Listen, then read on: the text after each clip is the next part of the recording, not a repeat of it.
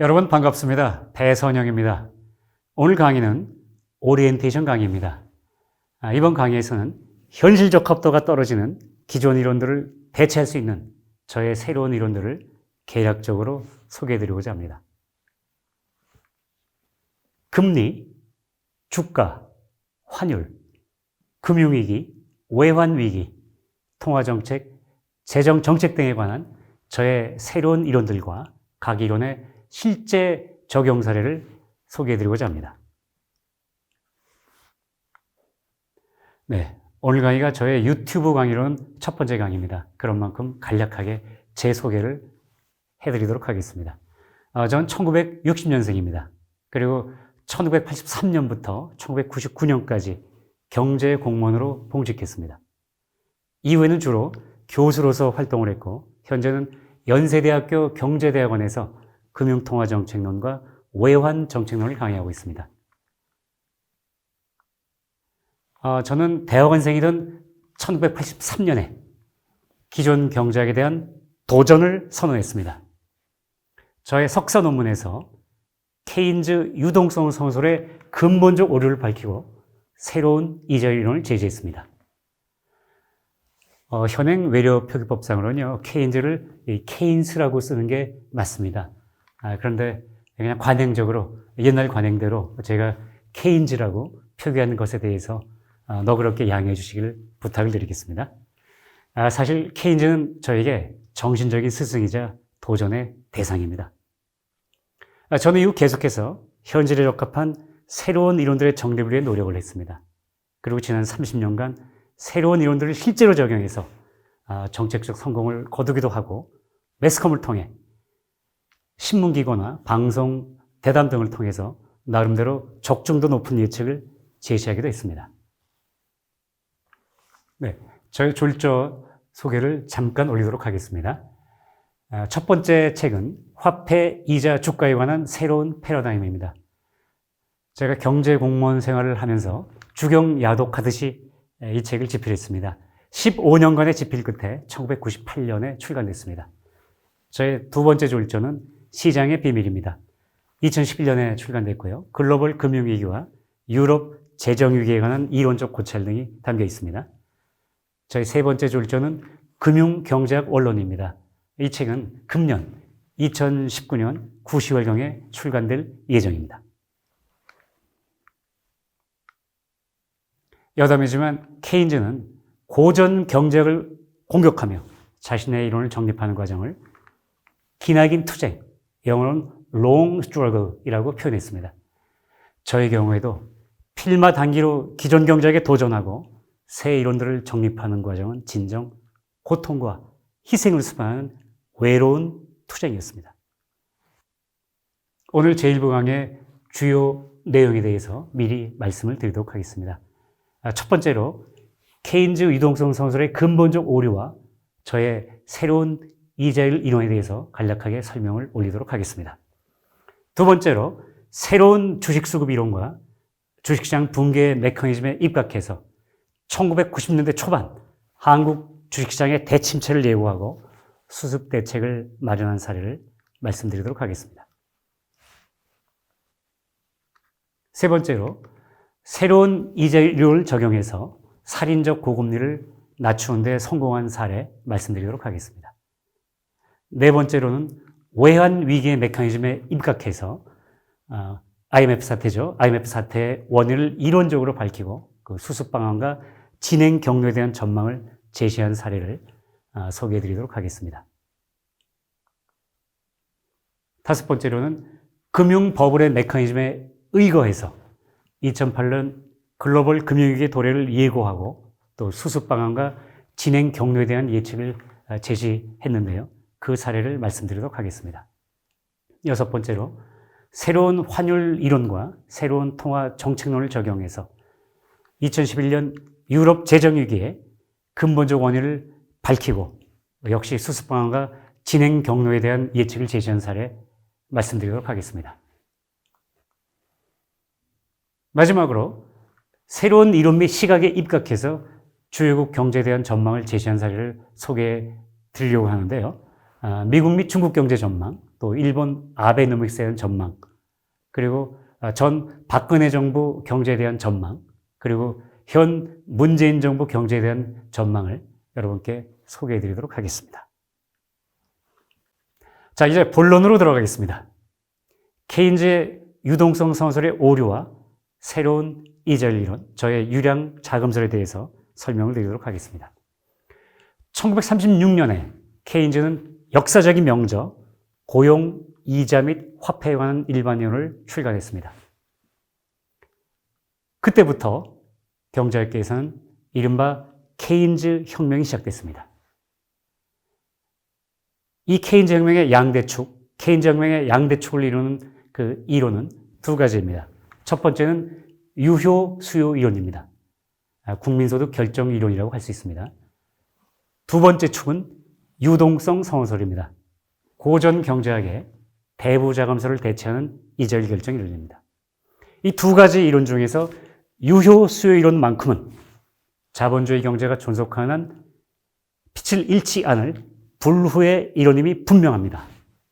그러나 유동성 성원설은 근본적인 오류를 내포하고 있습니다. 어떤 오류를 내포하고 있을까요?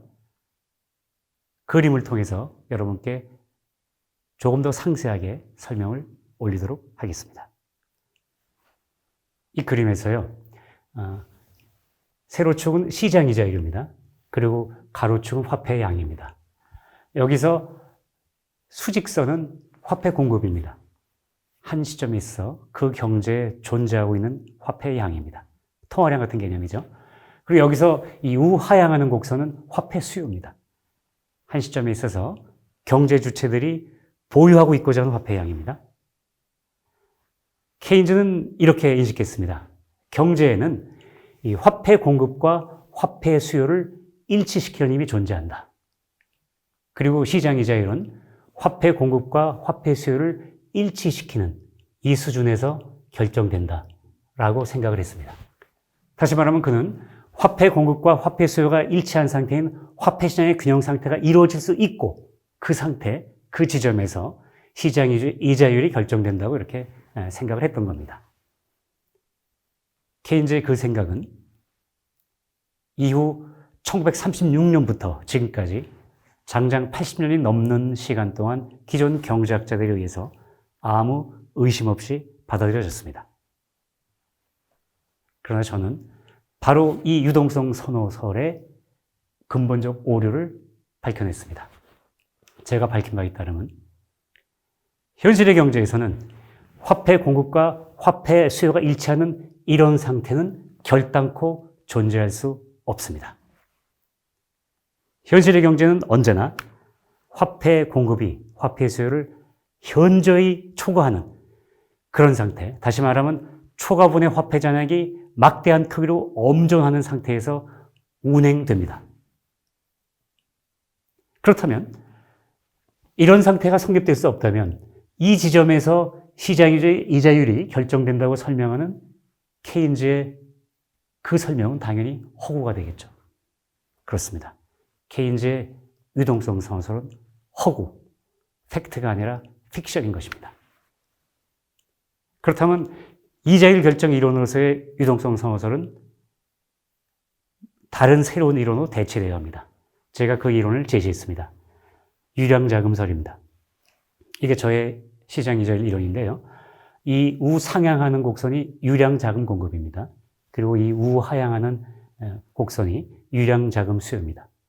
시장 이자율은 제가 규정하는 바의 유량자금 공급과 제가 규정하는 유량자금 수요가 이 양자가 일치하는 이 지점에서 결정이 됩니다.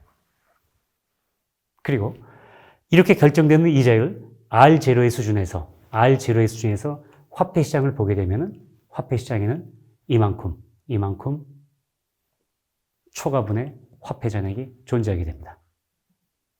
조금 전에 말씀드린 것처럼 경제는 화폐 공급이 화폐 수요를 현격히 초과하는 상태. 다시 말하면 초과분의 화폐 잔액이 막대한 크기로 엄중한 상태에서 운행되는 것입니다. 제가 이렇게 설명드릴 때 많은 분들은 이상하다. 원래 공급과 수요는 일치하는 거 아니야? 왜 그럴까? 설마 그럴 리가 있을까? 케인즈가 틀릴 리가 있을까? 이렇게 의문을 제기하실 것입니다. 제가 그래서 다른 이야기를 조금 해드리도록 하겠습니다. 여러분, 저 운동장에요. 공을 한번 이렇게 던지면 어떻게 되죠? 공이 대굴대굴 굴러가겠죠? 굴러가다가 결국에는 멈출 겁니다. 이런 현상을 보고서 기원전 4세기경에 그리스의 철학자며 과학자인 아리스토텔레스는 모든 물체는 본질적으로 정지에 있으려는 속성이 있다. 이렇게 생각했습니다. 그의 그 생각은 여러분 놀라지 마십시오. 장장 2000년입니다. 2000년 동안 아무 의심 없이 받아들여졌습니다. 불변의 진리로 여겨졌습니다. 그러다가 17세기 후반에 아이작 뉴턴이 등장했습니다. 그는 아리스토텔레스의 그 생각을 근본적으로 뒤집었습니다. 모든 물체는 본질적으로 현재의 운동 상태를 지속하려는 속성이 있다. 이것을 발견한 겁니다. 여러분도 아시죠? 이른바 관성의 법칙입니다. 만일 현재 시속 100km로 움직이고 있는 물체가 있다면 그 물체는 어떤 외부의 힘이, 외력이 작용하지 않는다면 영원히 100km의 속도로 움직이는 겁니다. 운동장에 던져진 공이요. 멈추는 것은 공기의 저항력이나 지면의 마찰력이 작용해서 멈추게 하는 겁니다. 만약에 그런 외력이 없다면 운동장에 던져진 공도 영원히 움직일 것입니다. 뉴턴은 이 관성의 법칙을 발견했는데 이 관성의 법칙이 얼마나 엄청난 발견이냐면요. 여러분, 지구가 계속 자전하고 있지 않습니까? 지구가 쉬지 않고 자전하는 것도 관성의 법칙에 의한 겁니다. 지구가 태양 주변을 공전하지 않습니까? 지구가 태양 주변을 공전하는 것도 관성의 법칙 덕분에 공전을 하는 겁니다. 쉬지 않고. 아무튼 뉴턴은 관성의 법칙을 포함시켜서 그의 역학을 정립했습니다. 그리고 그의 우주론도 정립했습니다. 뉴턴의 역학과 우주론은 그 후 불변의 진리로 여겨졌습니다. 얼마 동안? 250년 동안입니다. 그러다가 1905년에 알베르트 아인슈타인이 등장합니다. 알베르트 아인슈타인이 뭐와 함께 등장할까요? 여러분, 알베르트 아인슈타인의 대표적인 이론이 뭐죠? 네, 상대성 이론입니다.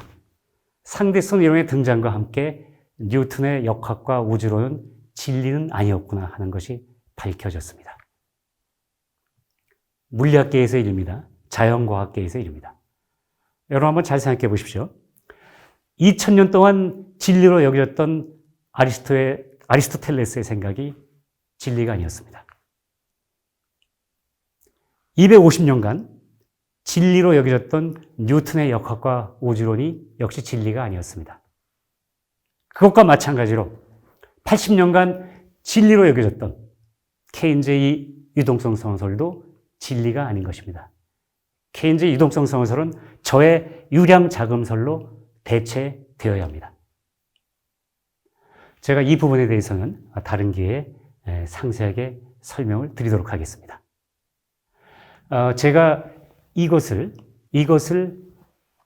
깨닫게 된 것은 날짜가 있습니다. 1983년 1월 23일이었습니다. 그 이전까지는 저도 제가 케인즈를 공부하다가요. 대학교 2학년 때까지는 저도 이 케인즈의 유동성 성설에 매료됐습니다. 정말 멋있는 이론이다. 그러다가 대학교 3학년이 되면서부터 회의가 되기 시작했습니다. 뭔가 틀린 것 같다. 아닌 것 같다. 그렇게 생각을 하게 됐고요. 그때부터 저의 고민이 시작됐습니다. 이건 아닌 것 같다. 그렇다면 새로운 이자일 이론은 뭘까? 이런 것이 아닐까? 근데 설마 케인즈가 틀렸을까?